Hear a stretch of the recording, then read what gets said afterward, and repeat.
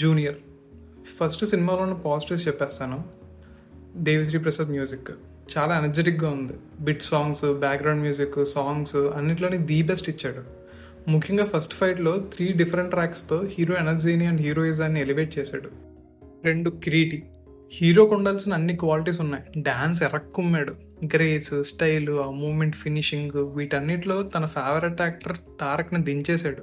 మనోడు 1xలో డ్యాన్స్ చేస్తున్నా కూడా స్క్రీన్ మీద మనకి 2x స్పీడ్ కనపడుతుంది. ఎమోషనల్ సీన్స్ అండ్ కామెడీ సీన్స్లో కూడా ఒక ఫస్ట్ టైమర్లో అనిపించలేదు. బాగా యాక్ట్ చేశాడు. మూవీ ప్రమోషనల్ ఇంటర్వ్యూస్లో కూడా మన నోటెడ్ ఫిల్మ్ జర్నలిస్టులు అందరి దగ్గర హంబుల్గా ఉంటూ మంచి మార్కులు కొట్టేశాడు. లుక్స్ విషయంలో కొంచెం కేర్ తీసుకుంటే అంతే సెట్. ఇక మైనస్ని ముచ్చటద్దాం. బేసిక్గా ఇది ఒక ఫక్త్ టెంప్లెట్ సినిమా. హీరో లాంచింగ్కి ఉపయోగపడే టెంప్లెట్ అనమాట. అంటే మీకు స్టైల్ సినిమా గుర్తుందా?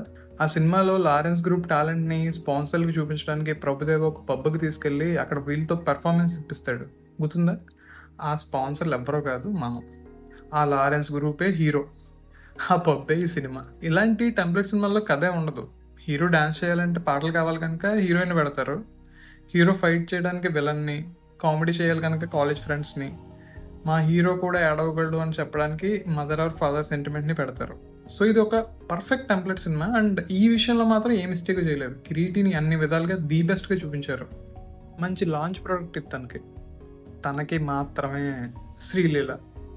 మేడంకి ఏం కావాలో మేడంకి తెలుసు.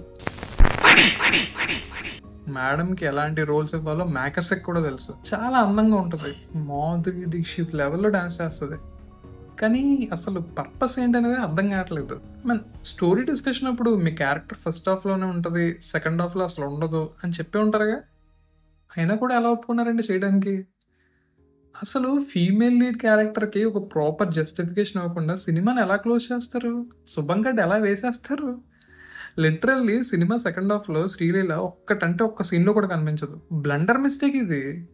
శ్రీలీల గారు ప్లీజ్ బీ కాషియస్, లేకపోతే కష్టం. మరి జెనీలియా అప్పుడు అల్లర్రాముడిలో నగ్మా ఎందుకు యాక్ట్ చేసిందో తెలియలేదు. ఇప్పుడు ఈ సినిమాలో జెనీలియా ఎందుకు యాక్ట్ చేసిందో అర్థం కావట్లేదు. ఒక A4 సైజుకి సరిపడా డైలాగ్ కూడా లేవు కదండి మీకు. అసలు ఎందుకు ఒప్పుకున్నారు ఈ సినిమా చేయడానికి? నాకు ఈ సినిమాలో ఆవిడ చూశాక ఒకటే అనిపించింది, ఈ హాసినితనం ఇంకా పోలేదా. అంతే. ఇక మొత్తంగా ఈ సినిమా కిరీటికి ప్లస్, మిగతా అందరికీ మైనస్. కానీ ఒక చిన్నది ఏంటంటే, డైరెక్టర్ గారు అసలు ఆ విలన్ క్యారెక్టర్తో హీరో కష్టాలన్నీ చెప్పించి హీరోని వాడితో కన్సోల్ చేయించాలనే థాట్ ఎలా వచ్చింది సార్ మీకు?